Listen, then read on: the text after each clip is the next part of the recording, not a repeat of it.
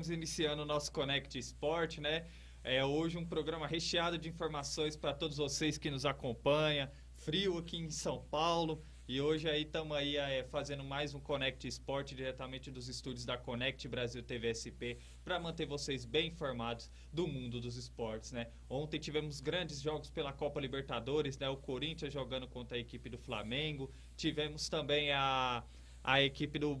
Tivemos também outros jogos aí da Copa Sul-Americana. Temos também duelos de times brasileiros entrando hoje em campo, tanto pela Libertadores quanto pela Sul-Americana. E teremos também o nosso espaço do Minuto Olímpico, né? Com os nossos comentaristas aí, Gabriel Sanches, detalhando para vocês as informações do mundo dos esportes aí em geral. Seja bem-vindo ao nosso Connect Sport de hoje. E eu desde já apresento os meus comentaristas, né? Que ajudam a fazer o programa ao meu lado. Seja bem-vindo diretamente do Rio de Janeiro, Gabriel Sanches. Boa tarde, Daniel. E aí, rapaziada, tudo tranquilo? Tudo certinho com vocês? Vamos que vamos. Que hoje o programa promete, como você bem falou aí, tivemos grandes jogos ontem, vamos ter grandes jogos hoje. Eu tô animado aí para mais um programa. É isso aí, Gabriel. E seja bem-vindo diretamente do estado de Vitória, no Espírito Santo, Daniel Godoy. Boa tarde, Gabriel. Boa tarde a todos que estão nos acompanhando. É isso aí, o programa hoje está cheio, tem Sul-Americana, Libertadores, e muito mais, vamos que vamos. É isso aí, o nosso comentarista. Acho que hoje bateu o recorde da internet do Daniel aí. A internet dele tá dando um problema, hein? Um BOzinho aí, vamos ter que... Hoje bateu o recorde. Esse Daniel, mas obrigado aí, Daniel, pela sua... Ô, tá vendo agora? Vamos iniciar mais um Connect Estamos Sport, falando hoje de Libertadores, né? Tivemos ontem os jogos do Corinthians e do Flamengo e nesse momento o nosso repórter Lucas Rangel vai trazer uma reportagem aí detalhando para vocês as partidas que tivemos ontem pela Copa Libertadores. Fiquem ligados. De galera ligada na Connect Sport São Paulo. Ontem tivemos dois jogos importantíssimos, né, envolvendo brasileiros na Libertadores. O Flamengo empatou fora de casa com o Talleres, né, na Argentina. E o Corinthians empatou 0-0 na Colômbia contra o Deportivo Cali, né? Vamos falar primeiro do jogo do Flamengo, que olhando isoladamente o resultado, vai ser considerado um resultado razoável, né? Um bom resultado, se considerando que o Flamengo era primeiro do grupo, líder isolado, jogando o último jogo fora de casa, né? Contra o Talleres, que é o segundo colocado do grupo, teoricamente, é a segunda força. Então, jogando fora de casa, o Flamengo foi lá e arrancou o empate de 2-2, mesmo saindo atrás do placar duas vezes, né? O Talleres abriu 1-0, o Arrascaeta foi lá e empatou com um golaço. Aí o Talleres fez 2-1 com o Souza, né? O uruguaio Souza. E o Flamengo com o Pedro, né? Uma jogada, um belíssimo passe do Gabigol, empatou o jogo em 2-2. Olhando assim, podemos dizer que foi um bom resultado para o Flamengo a nível de classificação. Mas olhando o que foi o jogo, o Flamengo deu a sensação de que jogando o melhor futebol que tem, né, os jogadores nas suas melhores qualidades, daria a impressão de que o Flamengo ganharia esse jogo com facilidade, né, sem muitos problemas. O que não aconteceu, né, foi um jogo bem equilibrado. O Flamengo começou melhor, bem postado, tanto ofensivamente quanto defensivamente.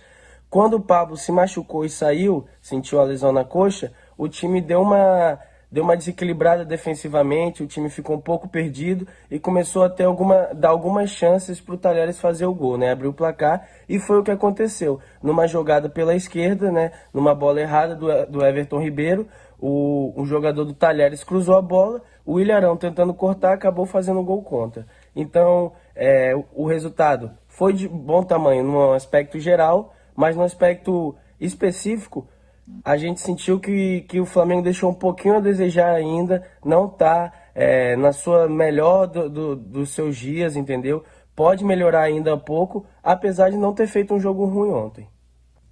Já o Corinthians, que foi até Cali, né, enfrentar o time da casa, sentiu o calor da torcida lá, não é fácil jogar lá, e conseguiu arrancar um empate interessante, né, a fim de classificação. Foi um 0-0, mas não foi aquele 0-0 chato, parado, foi um 0-0 movimentado, principalmente no segundo tempo. As duas equipes saíram um pouco mais. As entradas de William, Renato Augusto e Júnior Moraes no Corinthians no segundo tempo deram uma movimentada, uma dinâmica maior no ataque do Corinthians, que começou a criar umas chances melhores.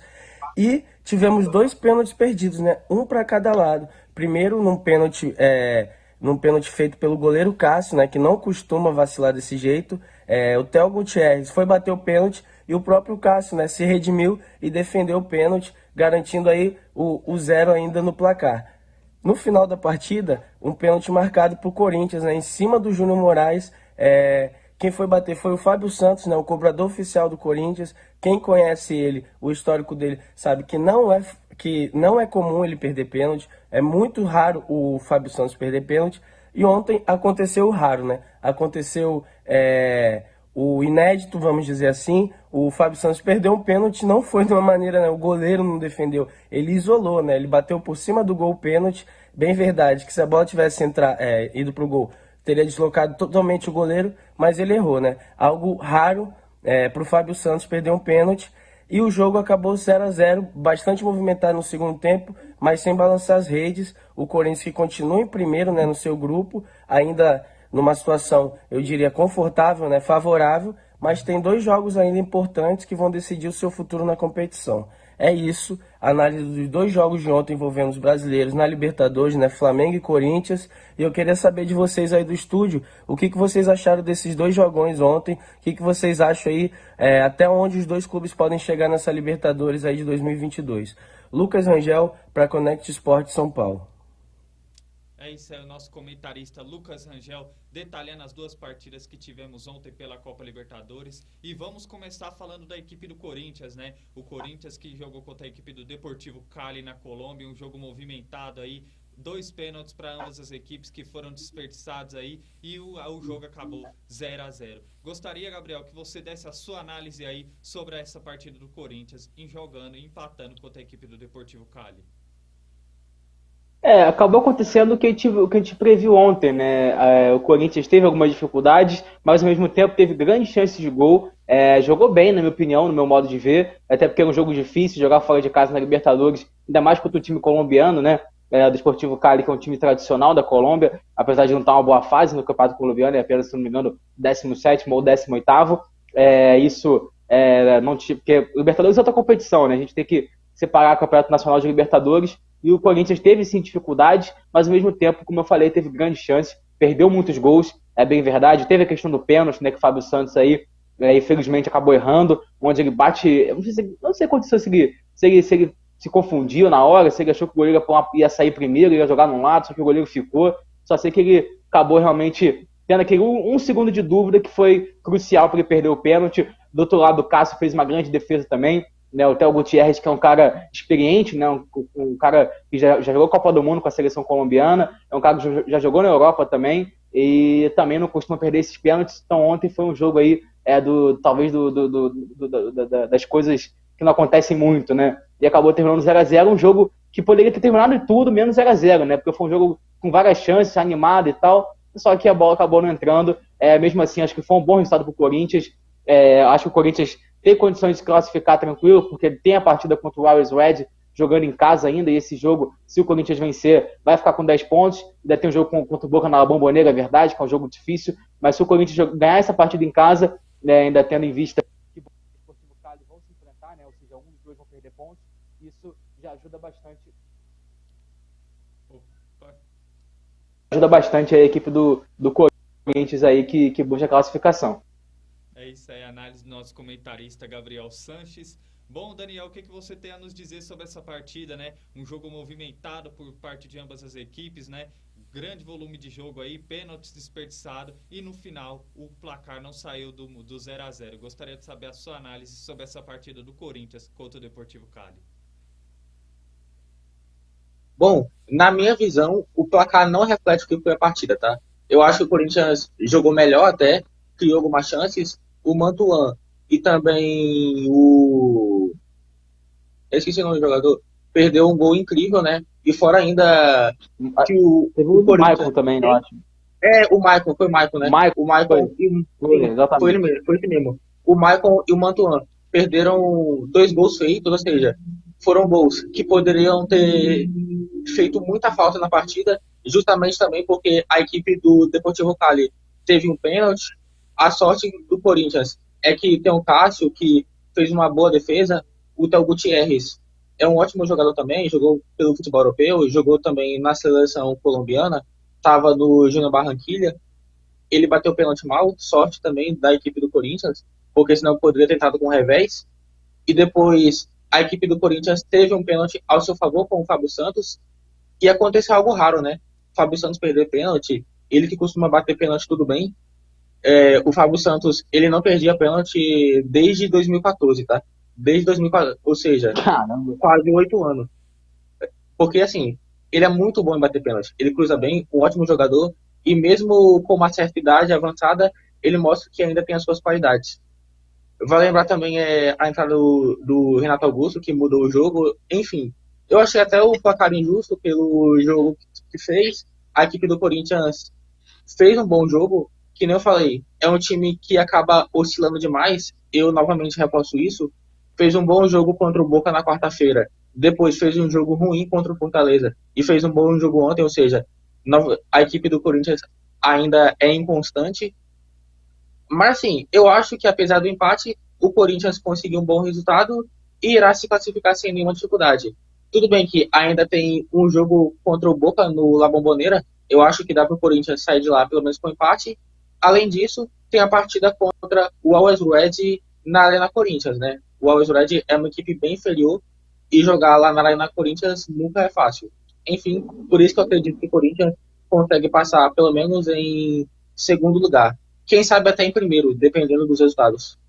É isso aí, análise dos nossos comentaristas sobre esse jogo movimentado do Corinthians enfrentando a equipe do Deportivo Cali, empatando por 0-0, né? Veremos aí como o Corinthians vai se comportar aí após esse empate, né? Lembrando que o Corinthians ainda enfrenta o Boca Juniors em La Bombonera e também enfrenta o Always Red na Neoquímica Arena. E veremos aí como o Corinthians vai se comportar aí para decorrer da Copa Libertadores. Vamos falar de outro time brasileiro que entrou em campo ontem à noite, né? Que foi o Flamengo. O Flamengo jogando na Argentina contra a equipe do Tajeres, empatou por 2-2. E um fato curioso, né? Pela terceira vez consecutiva na Copa Libertadores, os defensores do Flamengo marcam um gol contra, né? E aí tivemos também o Gabigol Primeira vez na história, né? Pedro, e parece que deu certo, né? Quero Essa ver. dupla aí. Veremos aí como o Paulo Souza vai montar esse ataque do Flamengo nas próximas partidas. E o Flamengo dando indício aí que pode jogar bem aí com o Pedro no campo de ataque. Gabriel, o que você nos detalha aí sobre esse empate do Flamengo jogando contra a equipe do Tajeres? Cara, foi exatamente o que aconteceu nos últimos jogos do Flamengo. É o ataque funcionando quando precisa e a defesa funcionando para o time adversário quando precisa também, né? Vimos aí o Arão fazendo gol contra bizarro. O Flamengo sofreu muito defensivamente ontem. O Talleres teve muitas chances de gol, mas ao mesmo tempo, ofensivamente, o Flamengo sempre chegava com perigo. Com o Gabigol, com o Pedro, com a Arrascaeta, Bruno Henrique. São jogadores que têm qualidade, que vão criar oportunidade de gol. Só que o Flamengo precisa resolver esse problema na defesa e também precisa resolver o seu problema no departamento médico. Porque é inadmissível um jogador como o Pablo, que nunca teve histórico de lesões na sua carreira, teve apenas uma opção no Corinthians, chega no Flamengo e em 2 meses o cara tem 3 lesões. Então, assim, tem alguma coisa acontecendo nesse departamento médico do Flamengo. Hoje o Flamengo tem 6 zagueiros no elenco, 5 estão machucados. Olha só que doideira, né? 5 ou 4, se não me engano, né? Porque tem o Rodrigo Caio, o Pablo, o Fabrício Bruno, acho que se não me engano tem outro também. Então, realmente, o Flamengo precisa rever esse departamento médico, e não é possível isso. E outra coisa, o Paulo Souza vendo isso, não dá mais para jogar com 3 zagueiros, não tem como jogar com 3 zagueiros, se você não tem nem 2 zagueiros à sua disposição, entendeu? O Arão é um cara que vai quebrar um galho ali, mas ele não é zagueiro de ofício. O Filipe Luiz também vai quebrar um galho ali, mas ele também não é zagueiro de ofício. Então fica o Davi Luiz sozinho como zagueiro, e o Flamengo fica sofrendo muito. A transição, né, do defensivo do Flamengo é horrível. Então, realmente, qualquer time que jogar contra o Flamengo vai ter facilidade para buscar chances de gols também. O Flamengo hoje é um time extremamente previsível, na minha opinião. Não jogou bem ontem, longe disso. No primeiro tempo, a equipe do Flamengo não deu um chute ao gol durante todos os 45 minutos. Então, assim, é muito preocupante a situação que vive o Flamengo hoje. Não falo só do técnico, né, o Paulo Souza, que talvez ele não seja o maior culpado disso tudo, mas também alguns jogadores que, na minha opinião, não estão rendendo o que podem. A diretoria do Flamengo, que realmente só vem fazendo atrapalhadas nos tempos para cá, o Marcos Braz, principalmente.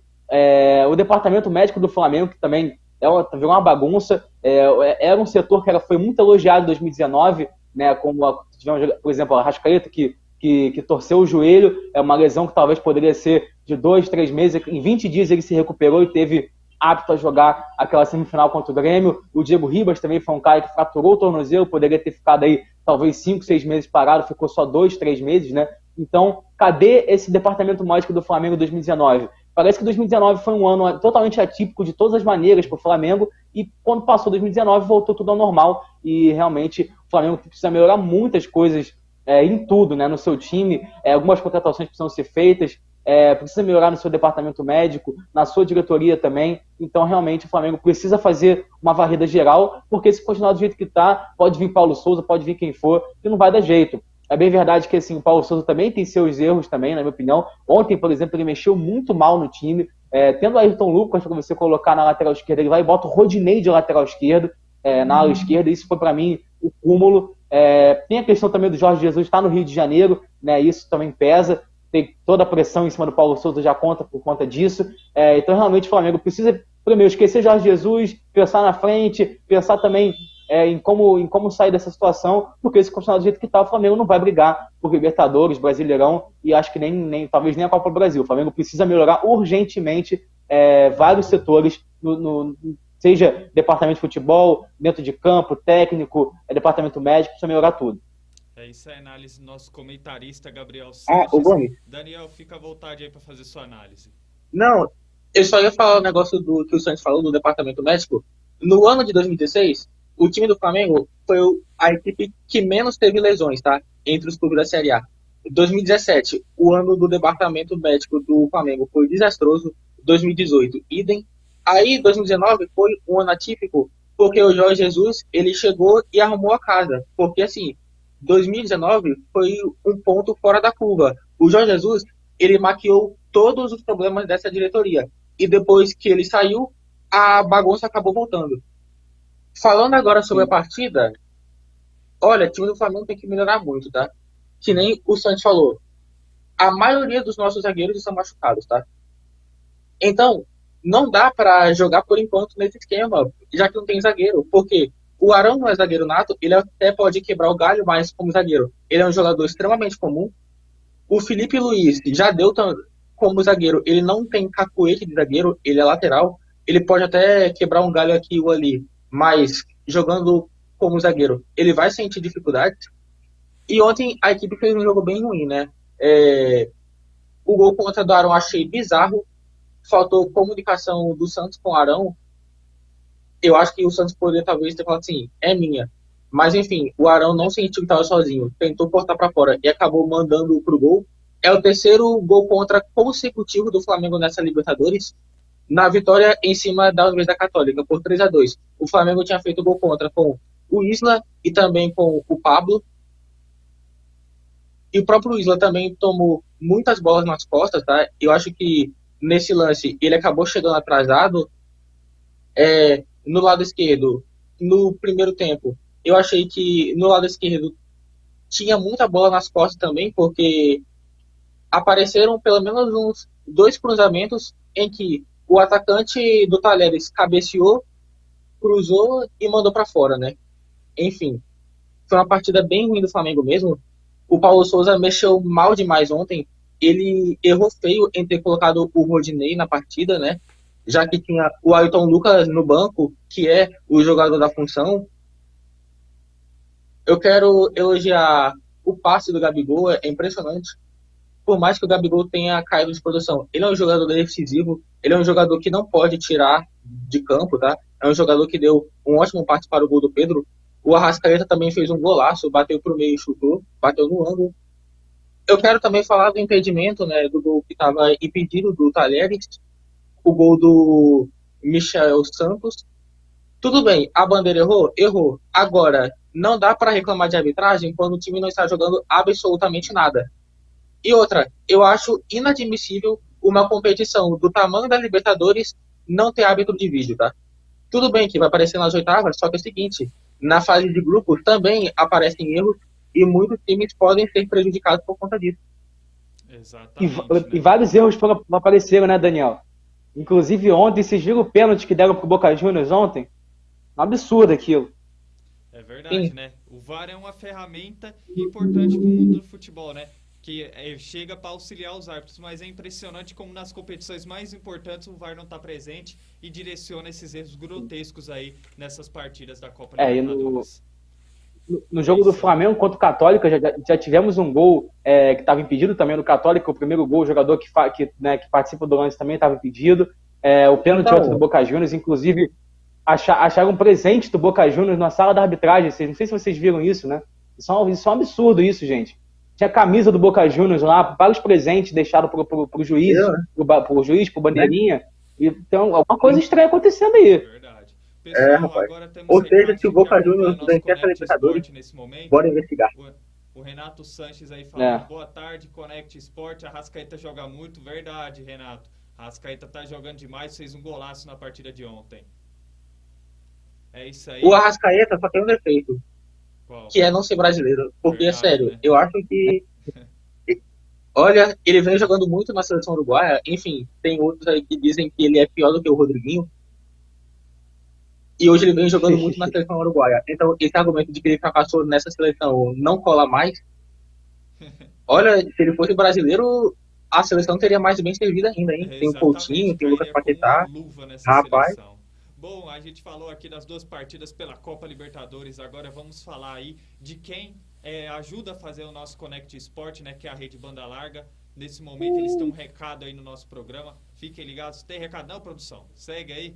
Ei, produção, aí lasca com a gente aqui dentro. Bom, então vamos seguir aí, né? Programa ao vivo é assim, acontece esses erros. Vamos falar agora dos times brasileiros que estarão em campo hoje pela Copa Libertadores, né? Teremos o Fortaleza jogando contra a equipe do River Plate em Fortaleza e também teremos na Arena Castelão, peço perdão, e teremos também o RB Bragantino jogando contra a equipe do Vélez Sarsfield em Bragança Paulista. Gabriel, gostaria de saber a sua análise sobre essas duas partidas. O que podemos esperar tanto do Fortaleza quanto do Bragantino nessa noite em campo? Começar pelo Fortaleza, né? O Fortaleza que se quer ainda, quem sabe, conquistar uma vaga na próxima fase, tem que vencer esse jogo de hoje. Se vencer, vai encostar no River Plate, vai encostar também na equipe do Colo-Colo. Então realmente é um jogo muito importante para o Fortaleza, apesar de ser um jogo muito difícil, né? Mesmo jogando em casa, acredito que a torcida do Fortaleza vai fazer uma festa linda, né, para receber os seus jogadores, né? Até porque é um grande jogo, né, contra um dos gigantes do futebol, não só sul-americano, mas do futebol mundial, que é o River Plate. Então realmente espero que o Fortaleza, quem sabe, conquiste uma vitória que seria histórica não só para o nosso futebol brasileiro, o futebol nordestino principalmente, e também, claro, para a equipe do Fortaleza. Já o Bragantino realmente tem um jogo talvez um pouco mais fácil do que o Fortaleza. Pega o Vélez, né? O Vélez, que apesar de ser um time muito tradicional, campeão da Libertadores, né, em 94, é um time muito grande, mas que não vive talvez o seu melhor momento. A equipe está apenas em 15º, se eu não me engano, do Campeonato Argentino. Lembrando que o Campeonato Argentino são 28 equipes, então está no meio da tabela ali a equipe do Vélez. E a equipe do Bragantino, que atualmente está na segunda colocação do brasileiro, está jogando muito bem, é bem verdade. E se vencer hoje, dá um passo importantíssimo, né? Porque já tivemos o jogo entre Estudiantes e Nacional. Se o Bragantino vence, abre 3 pontos para o Nacional, que é o segundo colocado, e dá um passo importante aí. E se vencer também, elimina a equipe do Vélez, talvez no grupo da morte, da Libertadores, onde temos o Bragantino e 3 campeões da Libertadores, né? 3 gigantes no nosso futebol sul-americano, que é o Estudiantes, o Nacional e o Vélez. O Bragantino aí pode conquistar essa classificação, mas para isso tem que vencer o jogo de hoje. É um jogo difícil, porque o time argentino é copeiro, é chato jogar contra o time argentino, o Flamengo sentiu na pele isso ontem, então não pode dar mole, não pode vacilar, tem tudo para ganhar o jogo, jogando em casa, no Nabi Abichedi. Se conquistar essa vitória, então também dará um passo grande aí, uma classificação para a próxima fase. Isso aí, a análise do nosso comentarista Gabriel Sanches. Daniel, na sua visão, nesse duelo hoje que teremos aí, os dois times brasileiros jogando contra os dois times argentinos, nos dê a sua opinião do que você espera aí da partida do Fortaleza jogando contra a equipe do River Plate e o Bragantino, que nessa noite joga contra a equipe argentina do Vélez Sarsfield. Bom, primeiro eu vou falar sobre o jogo de Fortaleza e River Plate.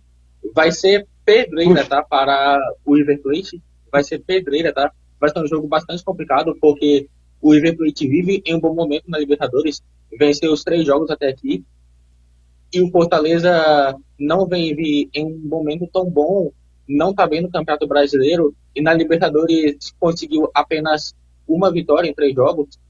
E se, caso o Fortaleza perca novamente, vai acabar se complicando de vez, né? Porque o Colo-Colo joga ainda contra o Alianza Lima, vai ser hoje ainda às 11 horas. E se o Colo-Colo vencer o Alianza Lima, vai a 9 pontos.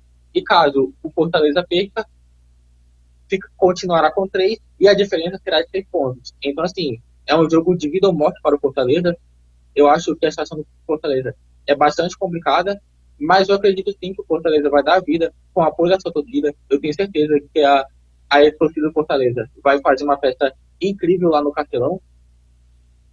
Mas essa vitória, por mais que não consiga a classificação, que já está difícil, pode dar pelo menos ao Fortaleza uma vaga na Copa Sul-Americana.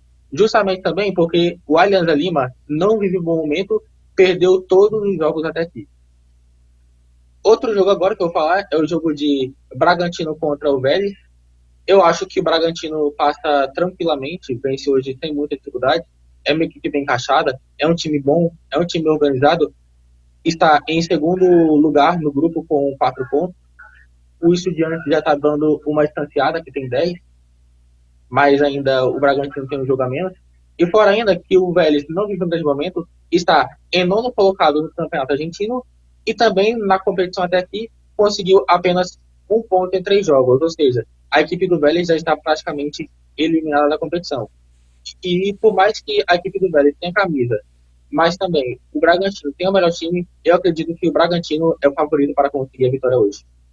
É isso aí, a análise dos nossos comentaristas aí, dando as suas opiniões aí do que podemos esperar, tanto do Bragantino quanto do Fortaleza nessa noite em campo pela Copa Libertadores. Veremos o que vai acontecer no nosso Connect Esporte de amanhã. Vamos abordar aí tanto a partida do Fortaleza, que nessa noite joga contra o River Plate, quanto o Bragantino, que entra em campo no Nabi Abichedi, jogando contra a equipe do Vélez Sarsfield da Argentina. Agora vamos falar de Copa Sul-Americana. Tivemos brasileiros ontem entrando em campo também e conseguindo algumas vitórias, né? O Fluminense aí entrando em campo, conseguindo uma grande vitória aí na estreia do Fernando Diniz, vencendo a equipe do Júnior de Barranquilla pelo placar de 2-1.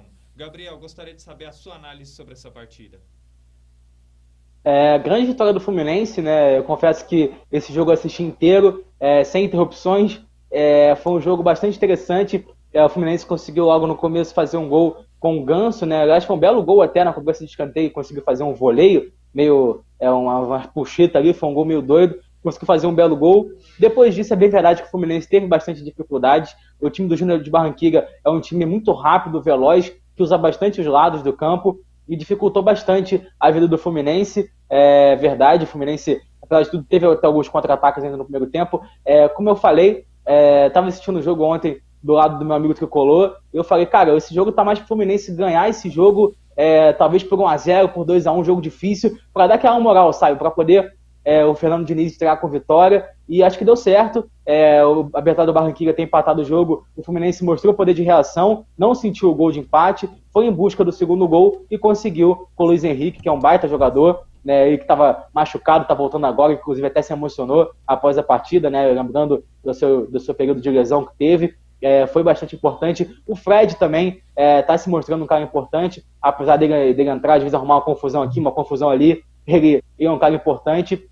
Deu assistência pro gol do Luiz Henrique, e o Fluminense conquista uma vitória que é muito importante para a equipe. É bem verdade que não sabe se vai se classificar, porque ainda está numa situação um pouco complicada na competição. Apesar de tudo isso, tem 2 jogos, tem um jogo difícil contra o União Santa Fé na Argentina. Acho que esse jogo que vai decidir a vida do Fluminense. E eu acho que contra o Oriente, o Fluminense tem tudo para conquistar uma vitória, mesmo jogando na Bolívia. A Sul-Americana é uma competição chata, né, cara? Porque tem muito time boliviano, colombiano, venezuelano, então são viagens muito longas, né? O Fluminense já viajou até a Colômbia, vai ter que viajar até a Bolívia, vai ter que viajar até a Argentina também, apesar da Argentina ser um pouquinho mais perto, mas foi um jogo importante para o Fluminense vencer, um jogo que dá moral para o clube, depois daquela derrota traumática para o Coritiba no último domingo, né, onde o time estava ganhando por 2-0 e tomou a virada aos 49 do segundo tempo. Então foi uma vitória para dar moral, dar tranquilidade e para dar sequência no trabalho do Fernando Diniz. Confesso que não sou muito fã do trabalho do Diniz, No Fluminense ele não foi bem em 2019. Vamos ver se agora ele engrena. O time do Fluminense é melhor do que o Fluminense, aquele Fluminense de 2019.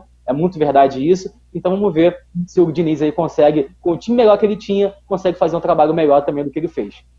Isso aí é a análise do nosso comentarista Gabriel Sanches, né? Temos aí o Paulo Henrique Ganso voltando a jogar bem, né? Uma vitória que dá moral, lembrando que nas últimas partidas o Fluminense veio sob muita pressão aí. E a troca nesse momento de técnico, saindo o Abel Braga e entrando o Fernando Diniz. O Fernando Diniz aí estreia com uma grande vitória aí para dar moral na sequência do seu trabalho sobre a equipe do Fluminense. Daniel, o espaço do nosso programa é seu para você fazer sua análise da vitória do Fluminense por 2-1 sobre a equipe colombiana do Júnior de Barranquilla.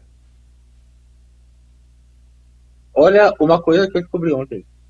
O Ganso consegue andar de bicicleta. Você é doido. Que golaço de voleio fez ontem, tá? No cantinho do goleiro, né? Enfim, né? O time do Fluminense conseguiu uma importante vitória ontem para continuar vivo na competição. Agora, está empatado com o Júnior Barranquilla, que é o primeiro colocado com 7 pontos. Porém, fica em desvantagem devido ao saldo de gols. O Júnior Barranquilla tem 4 de saldo e o Fluminense tem apenas 1. Eu quero destacar a fase que o Ganso vive, é impressionante. Ele vem jogando muito bem. Parece que aos poucos ele vem reencontrando o seu futebol. Ainda não é aquele Ganso do campo, mas sim, é aquele Ganso de São Paulo, bom jogador, que tem bom passe, visão de jogo. Eu quero destacar também o Luiz Henrique, tá? Jogador muito habilidoso, fez um gol.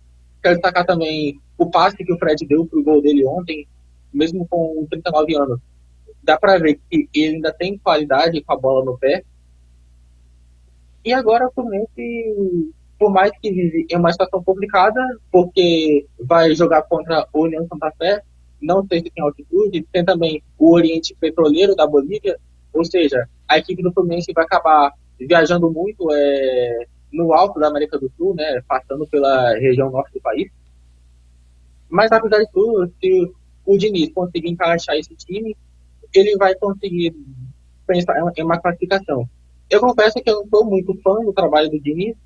No Fluminense, ele foi até mal, né? Foi até mal, assim. O time tinha um bom futebol, jogava legal, tinha toque de bola, era um time envolvente, só que não conseguia resultado. E hoje o futebol exige muito isso. No São Paulo, ele chegou até a conseguir uma casca, lembram? Ele chegou até a liderar o campeonato, só que depois o time começou a tropeçar de novo, começou a despencar na tabela, inclusive terminou o Campeonato Brasileiro em quarto, aí depois foi pro Vasco, também não foi bem. Enfim, né? Vamos ver como será o trabalho do Diniz.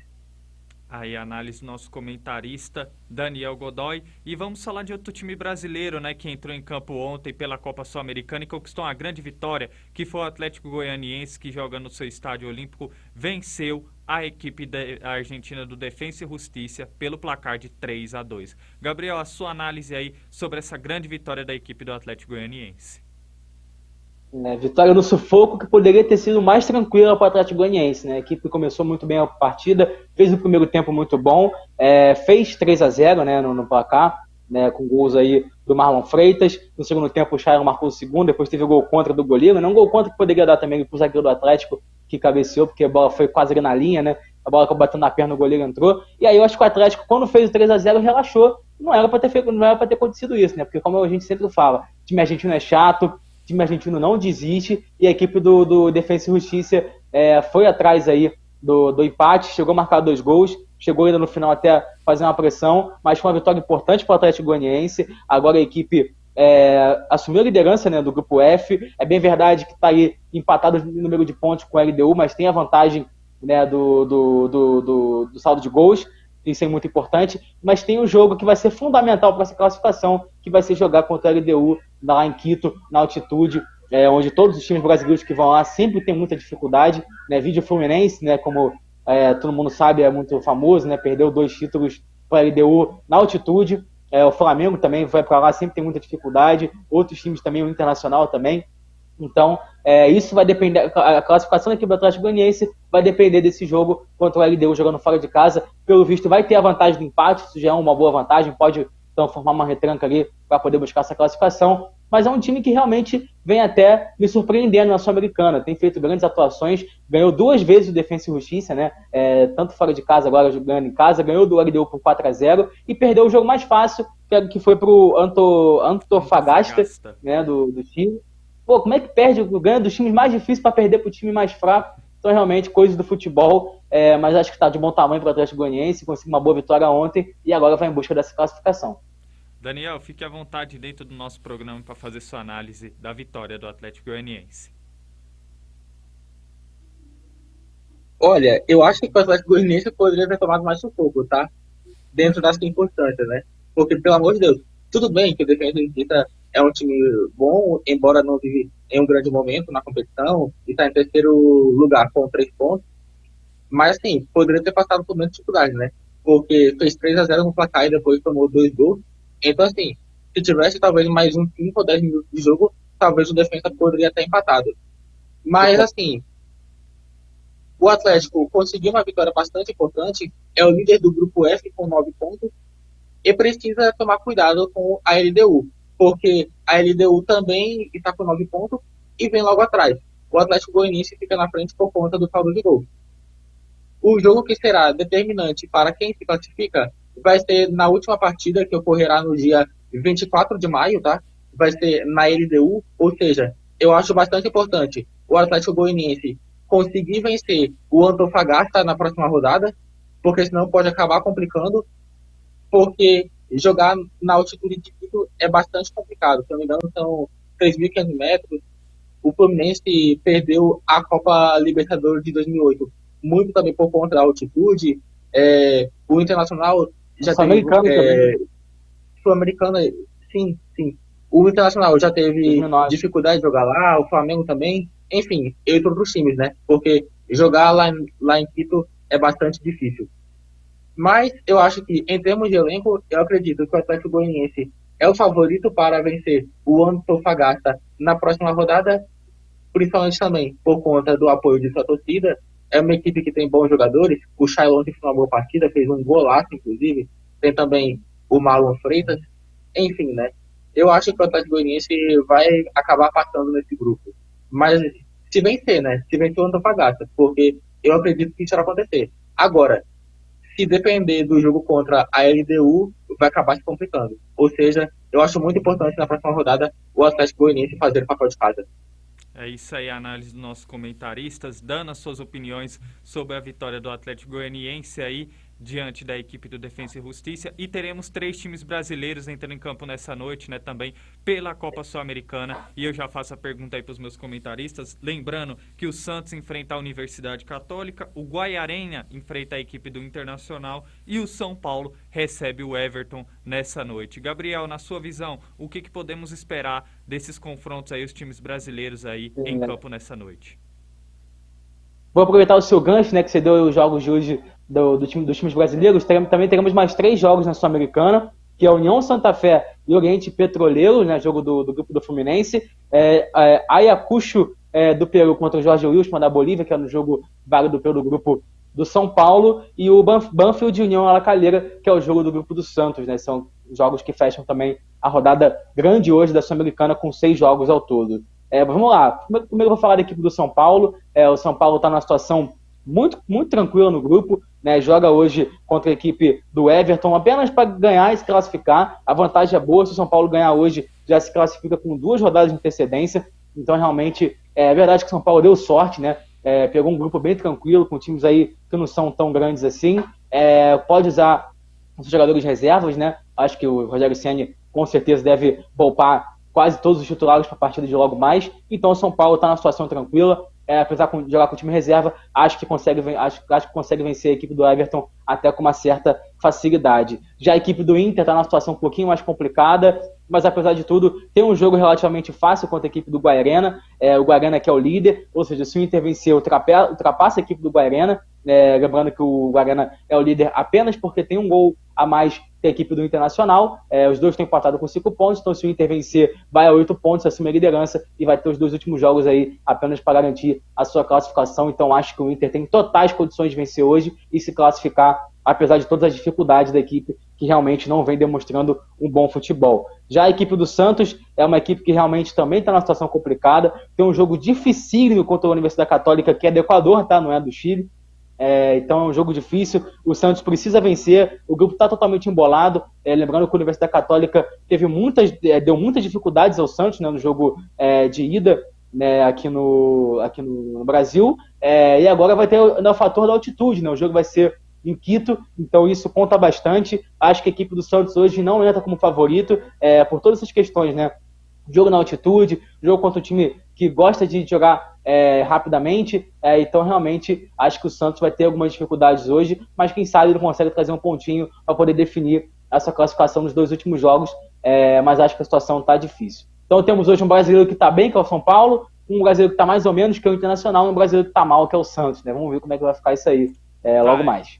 É isso aí, tá aí o nosso comentarista Gabriel Sanches, né, dando aí as suas opiniões do que podemos esperar dos times brasileiros em campo pela Copa Sul-Americana. E eu já passo a mesma pergunta para o Daniel. Daniel, na sua visão, o que podemos esperar tanto do Santos, do Internacional e do São Paulo em campo hoje pela Copa Sul-Americana?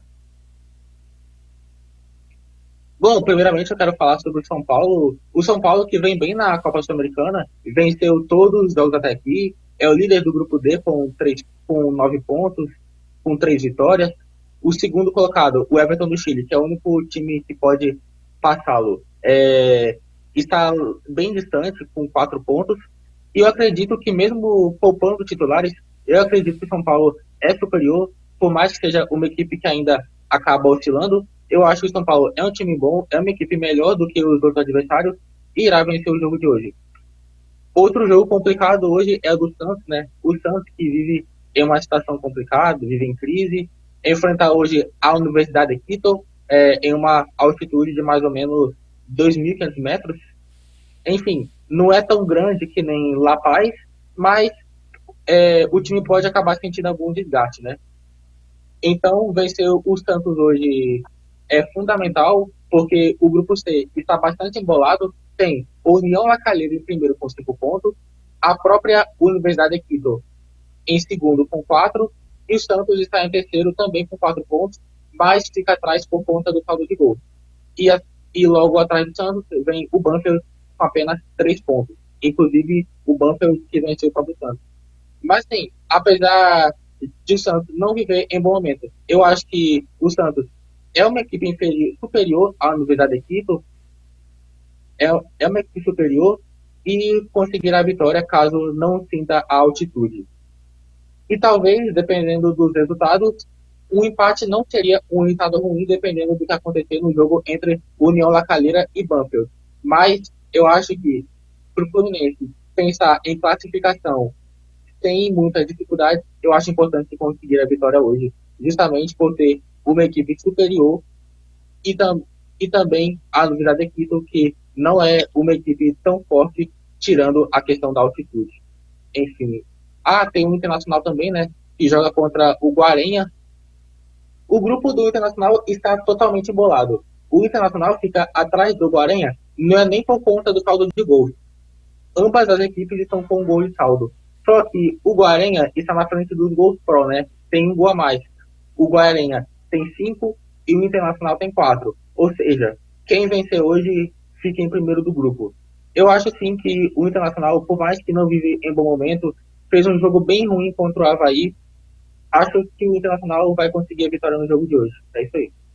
É isso aí, os nossos comentaristas dando as suas opiniões, né, dos times brasileiros que entrarão em campo essa noite pela Copa Sul-Americana, e pode ter certeza que no nosso programa de amanhã vamos detalhar de tudo que aconteceu sobre esses duelos aí, e amanhã vamos informar vocês aí das partidas tanto do São Paulo jogando contra o Everton, né, o Internacional jogando contra a equipe do Guaiarenha e o Santos enfrentando a equipe do Universidade Católica. Agora vamos para o futebol internacional, né, ontem tivemos um jogo que parou o mundo, e o Real Madrid, mais uma vez, chega a uma final, em mais uma final de Champions League. O Manchester City até saiu na frente, mas brilhou a estrela do nosso brasileiro Rodrigo aí, que foi o diferencial da equipe do Real Madrid na partida de ontem, ao lado do Benzema. E quem traz informações sobre essa partida é o nosso correspondente Henry James, diretamente de Aveiro, Portugal. Fiquem ligados.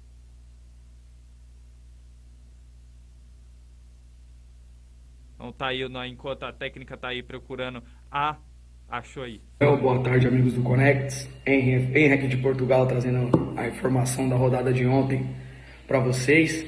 Vamos falar do jogo da Liga dos Campeões, né? O Real Madrid recebeu o Manchester City. O Manchester City tinha vantagem no placar, né? Trouxe o resultado da Inglaterra e abriu o placar com o Mahrez, né? Porém, o Real é o time da virada, né? O Real é o time que a gente nunca pode subestimar.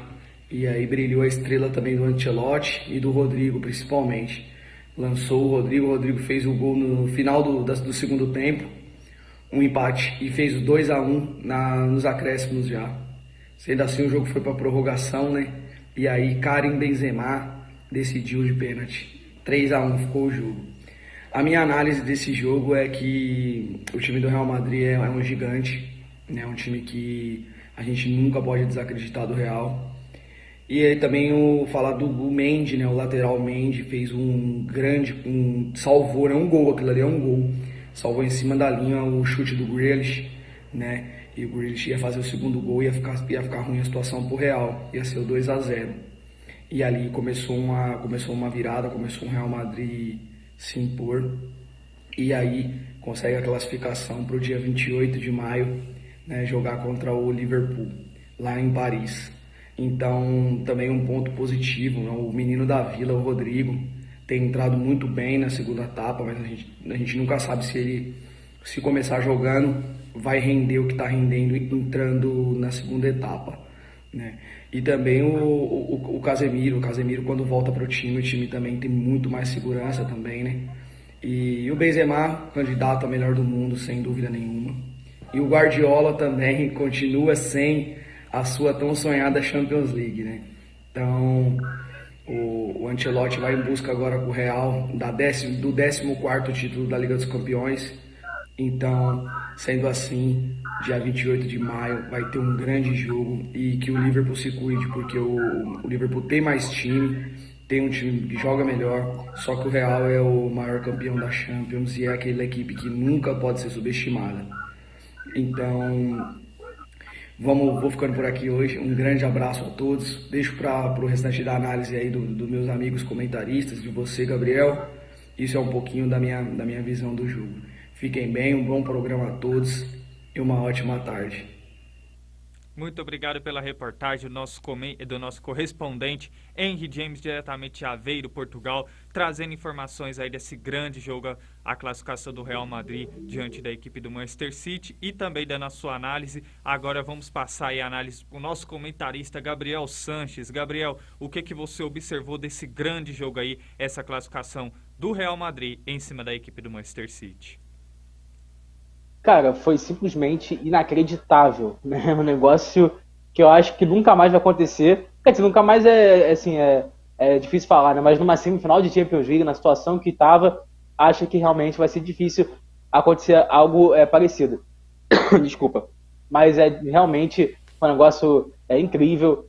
Acho que a mística, né, do Bernabéu contou muito a torcida do Real Madrid.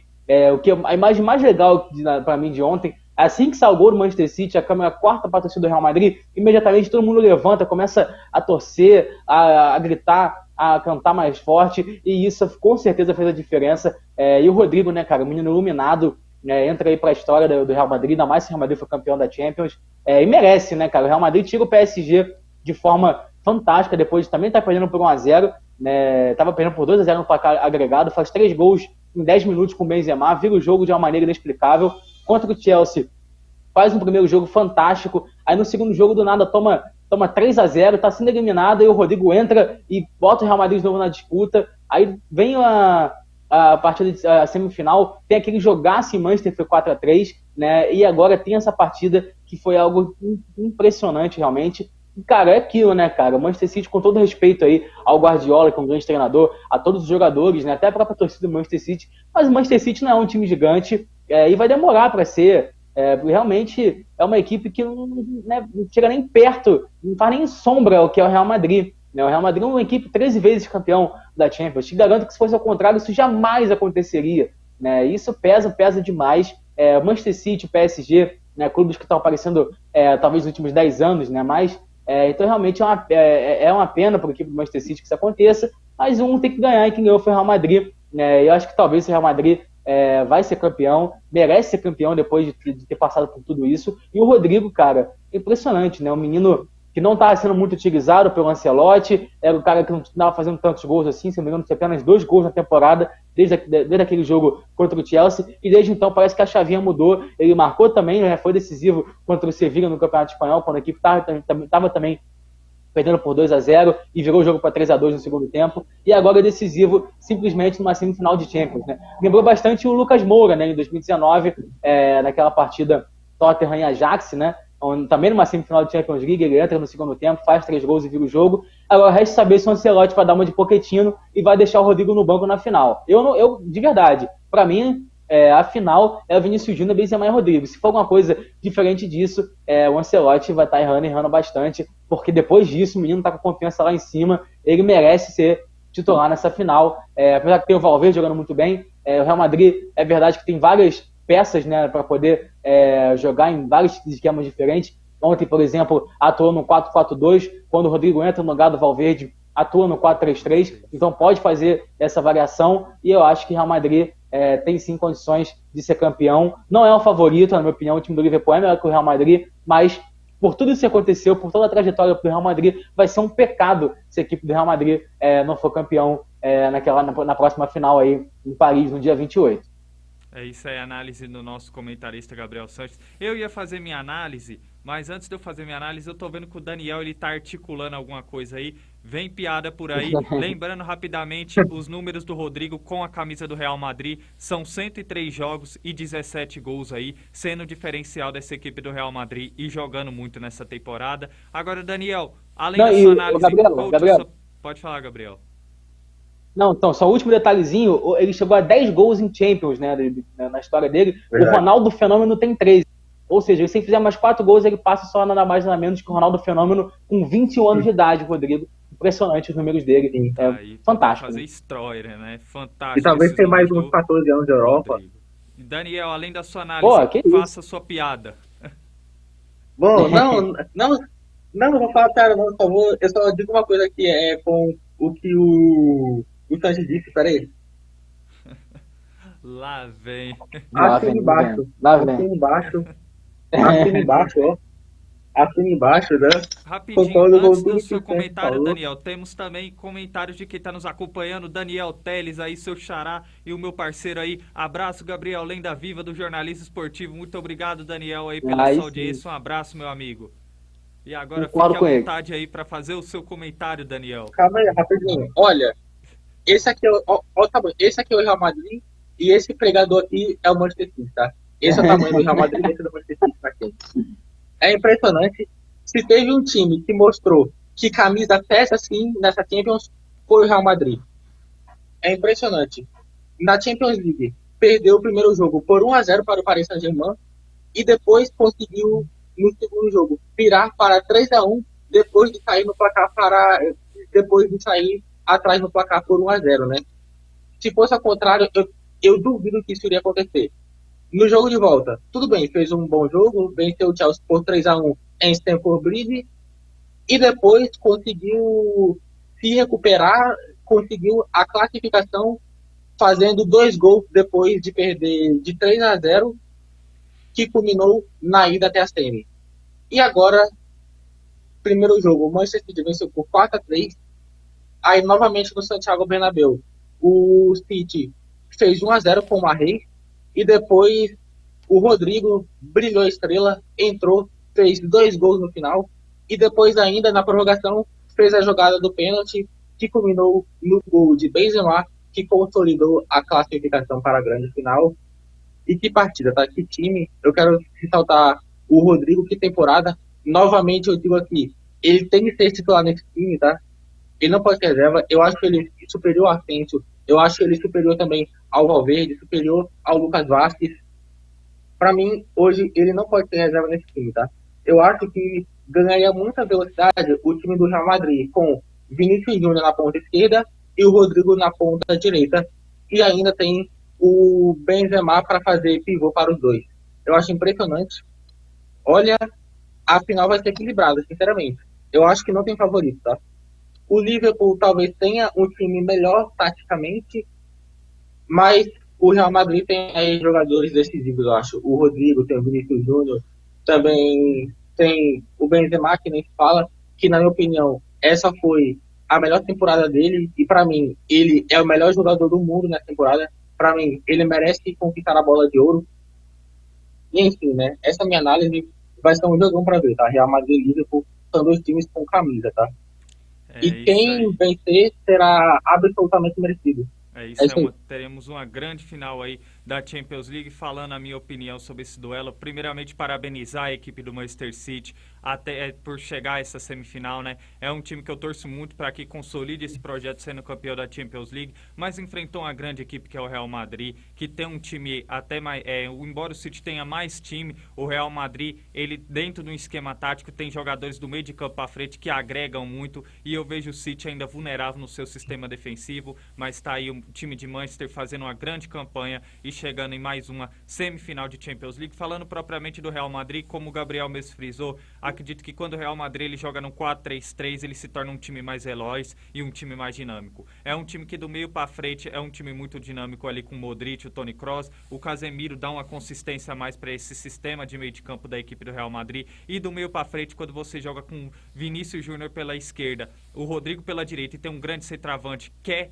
o Benzema, o Real Madrid se torna um time muito ofensivo. A gente viu isso na partida de ontem. Os três, tanto o Rodrigo sendo esse jogador dinâmico que quebra essas linhas defensivas da equipe do Manchester City, entra na área, faz os gols, e também o Benzema facilita o esquema de jogo do Benzema, porque o Benzema ele é aquele centroavante mais dentro da área, é um centroavante mais estático, e ele precisa muito da ajuda desses pontas para poder fazer seus gols. Ele não é aquele centroavante móvel que sai da área, que busca o jogo, que puxa a marcação. Ele é um centroavante móvel, e com a característica do Rodrigo, consequentemente, ajudou ele muito também a marcar o seu gol ontem. É muito bom a gente ver um brasileiro como o Rodrigo brilhando, fazendo os gols e sendo o diferencial dessa equipe do Real Madrid, conquistando uma grande vitória. Lembrando que faltam 6 meses para a Copa, hein?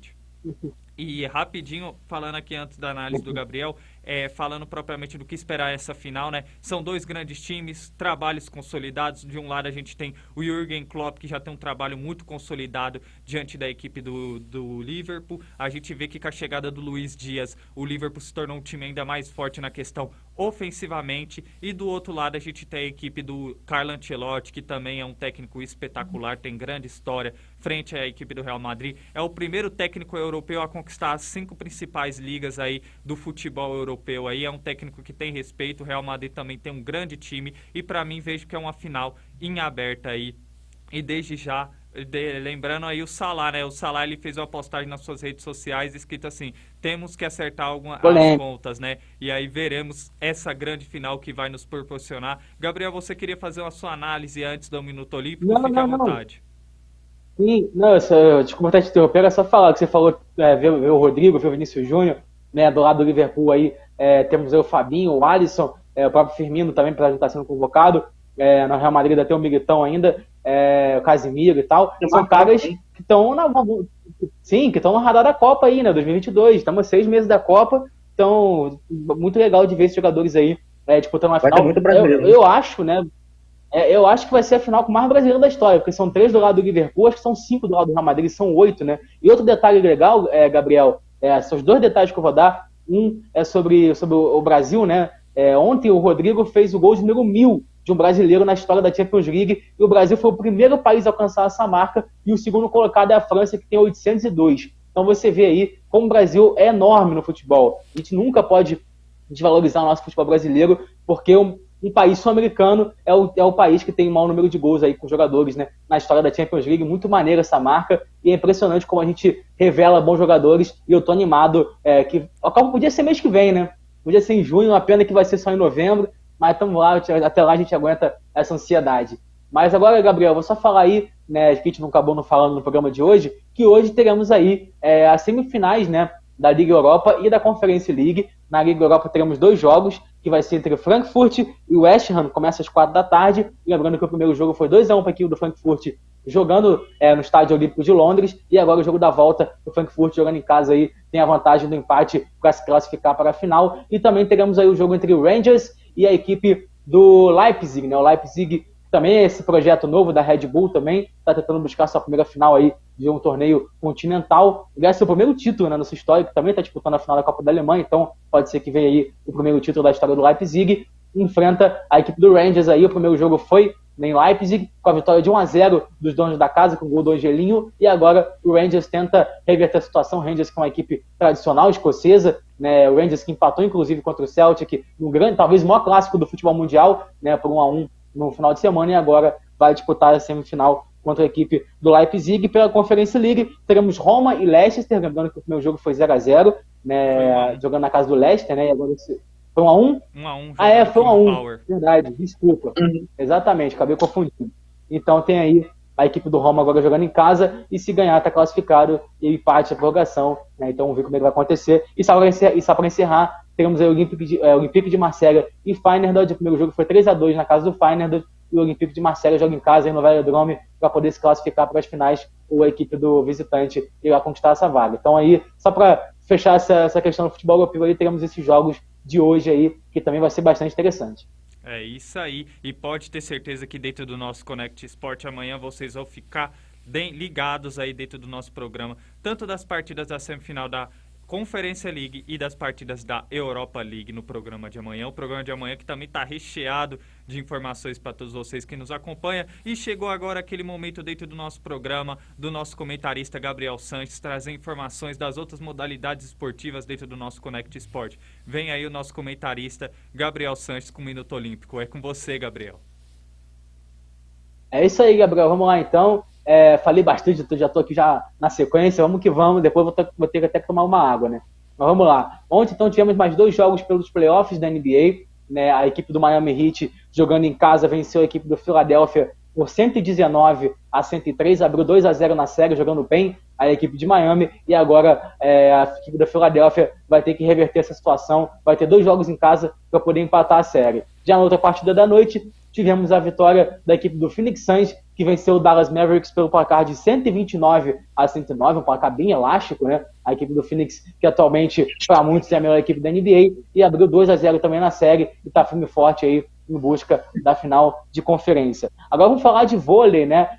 O capitão Bruninho, campeão olímpico 2016, o levantador da seleção brasileira, filho de Bernardinho, foi convocado para a Liga das Nações, que começa agora no mês de junho, e terá sua primeira fase sendo disputada aqui em Brasília. Os outros convocados são Lucão, né, Adriano Xavier, Alexandre Elias, Alan Souza, Felipe Roque, Flávio Galberto, Thales, Matheus Brasília, Léo Andrade, Victor Birigui, Darlan Souza, Franco Paese, Gabriel Vacari, Chalmon e João Rafael são os convocados aí para essa Liga das Nações, lembrando que esse ano teremos aí também ainda o Campeonato Mundial de Vôlei, que ocorrerá aí nos meses entre agosto e setembro, que ainda não tem sede, porque seria na Rússia, mas por questões aí, né, da guerra e tudo mais, não vai ser realizado mais na Rússia. Agora a Federação Internacional de Vôlei está buscando uma nova sede para o Campeonato Mundial, que ocorrerá esse ano. Agora vamos falar um pouquinho de tênis. Ontem, então, tivemos a vitória de Rafael Nadal, que venceu aí por 2-0, né, venceu bem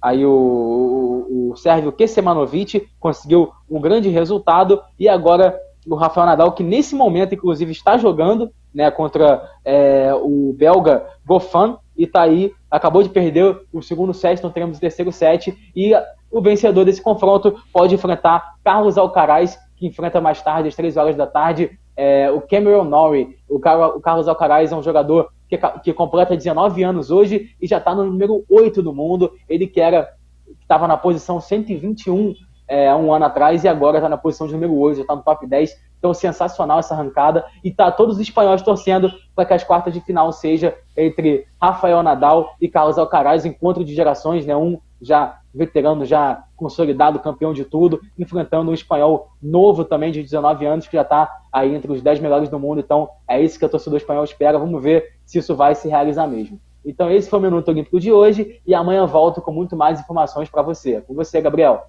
É isso aí, quando eu falo que o nosso Connect Sport é um programa de primeira. O Gomes, pode falar, Daniel.